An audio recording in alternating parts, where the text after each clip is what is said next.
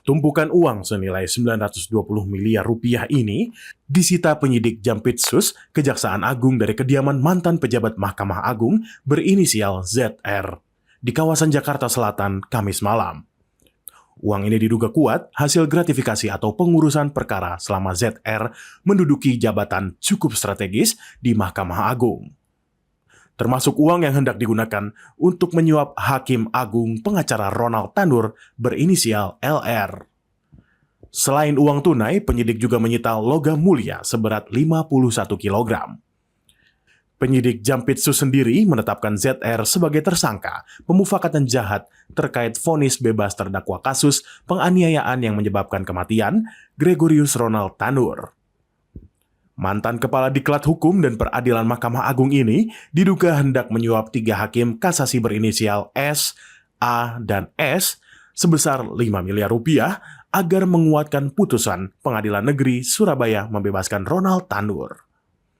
Untuk memuluskan rencana ini, pengacara Ronald Tanur berinisial LR menjanjikan imbalan sebesar 1 miliar rupiah kepada ZR. Sebelumnya, ZR ditangkap penyidik di sebuah hotel di Pulau Bali pada Kamis malam berdasarkan pengembangan perkara dan keterangan LR yang sudah diterapkan sebagai tersangka sebelumnya. Dari hasil pemeriksaan, ZR juga menjadi maklar kasus selama 12 tahun di Mahkamah Agung atau sejak tahun 2012 hingga tahun 2022. Uang hasil gratifikasi atau pengurusan perkara di MA kemudian disimpan di dalam brankas di kediamannya, sebelum akhirnya disita penyidik Jampitsus Kejaksaan Agung. Untuk kepentingan penyidikan, tersangka ZR ditahan selama 20 hari ke depan. Kasus ini sendiri terbongkar setelah penyidik Jampitsus menangkap 3 oknum hakim Pengadilan Negeri Surabaya yang diduga menerima suap untuk membebaskan terdakwa Ronald Tanur. Penyidik masih mengembangkan kasus ini, termasuk menelusuri aliran dana para tersangka. Tim penyidik pada Jaksa Agung Muda Tindak Pidana Khusus telah melakukan penangkapan terhadap ZN,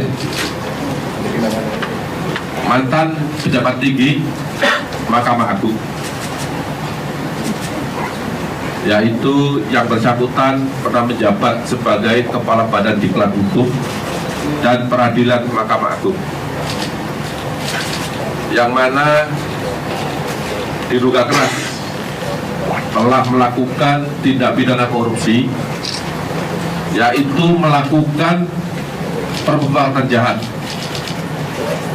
untuk melakukan suap bersama dengan LR selaku pengacara Ronald Tanur terkait penanganan perkara tindak pidana umum atas nama terdakwa Ronald Tanur.